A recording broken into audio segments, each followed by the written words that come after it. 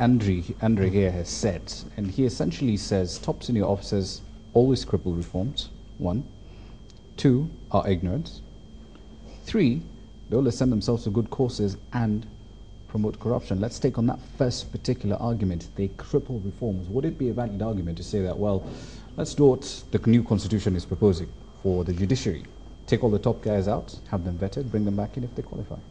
Well, reforms is not something new, it's a science. That has been a perception. Maybe it is partly justified, maybe it is not. And that is why the police reforms report decided to have an external implementation team. When you look at the composition of the implementation committee you have, if they need to do any research, they have the capacity both to do it, and if they outsource that research, certainly they have the capacity to digest and implement it.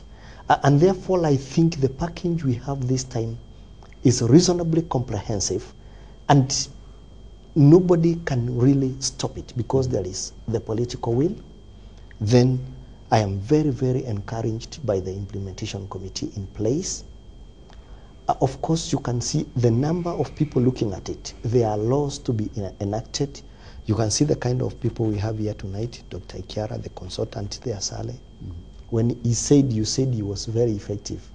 I remembered as an inspector, I worked under him in Laikipia, and I know what we managed to achieve. But you still haven't answered my question. Is it a valid argument to take out the top officers? It is not a valid argument. Why not? Remember that they have not reached there by chance. And remember that some of these you hear favorable courses, you will take some people, they won't perform. Some of the people you see in the top management of the force, under the conditions you know very well, have served this country through hook or crook for 30 years. Others are professionals like ourselves. They have forfeited very many opportunities waiting for reforms. So essentially, would I take it that would be unfair on patriotic Kenyans? There is something in the reforms package to take care of that. The issue of putting round pegs in round holes, square pegs in square holes. It has covered kind of early evaluation and early vetting of, a justification of this person is doing this, is wearing this, and for this. And we have welcomed it. I don't think there is any officer who is afraid of being audited on how he wore the ranks he's wearing. And we have said, if by me going down and being given the job of an inspector, it will make the reforms work, then so be it. Remember that we are also Kenyans. The lack of safety and security is equally affecting us. The fact that the police service is dangerous. Remember, we are also equally susceptible, our families are equally susceptible to crime and all that. And like I have always said, the Kenya police, the administration police officers are not from Uganda. We are Kenyans. When you have children are feeling from one and you are looking for it, we are in the rough and tumble of life. And as a disciplined service, I can tell you, we are a little bit more patriotic, I would be excused to say this, than the average Kenyan. All right. The job we do, look out there in the streets, go into every part of this country, you'll have to agree with me that police officers in this country are some of the most patriotic people we have. The role we have played in this country since independence, under very difficult circumstances, should not be underrated. And finally, I have sat in many meetings with the senior police officers in this country. I know the mind of the Commissioner of Police in terms of these reforms. We have a reform team set up in the quarters which is working around the hour, and especially on integrity, the integrity of the promotion process, the integrity of everything. There is in this package a police service commission which will be very much involved in recruitment, promotions and all that. We shall be having an oversight authority, and therefore I think pessimism is not justified. What we need to do, all of us as a republic, is we support a change, because like one speaker clearly mentioned. Kenyans also have a big way to change. They have to change. I have been carrying a random survey and asking people, what do you expect in police reforms? There is a matatu driver who told me, I don't expect to be arrested at all. I expect to continue putting music. No, we must also vote in our hearts and in our minds for law and order. And then another thing I would want to take this opportunity to say is that remember that criminal justice system is a system, and the police are just a part, albeit a very key part.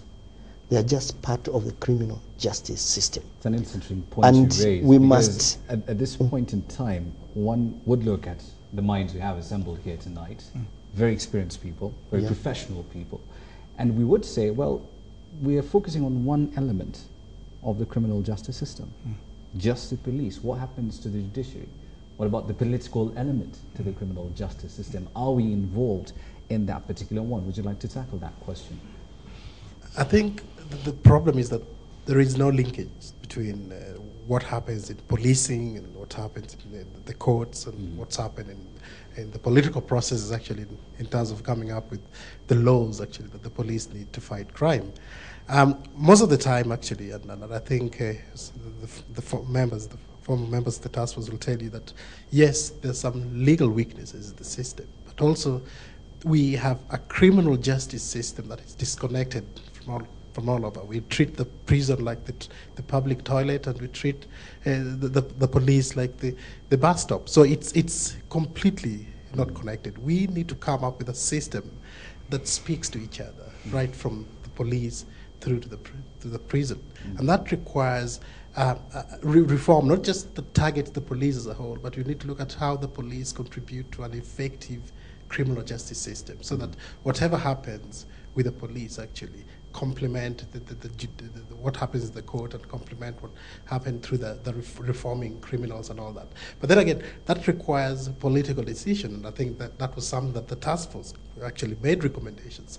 But it requires political decisions at the top end to say, look, we need to reform our criminal justice system, and police reform should be an element of reforming the criminal justice system in this country, coming up with evolving criminal justice policies whereby we don't have archaic laws that are governing this country. Look at the penal code, for example. Some of the offenses in that actually, and given the fact that the country is changing and the kind of criminals that we have today are more intelligent and requires sophisticated intelligence-led policing and all that, we need to come up with criminal justice policies actually that speak and fits with the time that we are in. Otherwise, the criminals will be ahead of police all the time. They'll be ahead of the judicial system all the time, and we'll keep on chasing after them and not actually having the right laws actually deal with it. Let's come to the members of that particular team. Let's start with you, Saleh. When we talk about breaking this silo thinking, because you're only focusing on the police, you're only focusing on the prisons, you're only on the judiciary,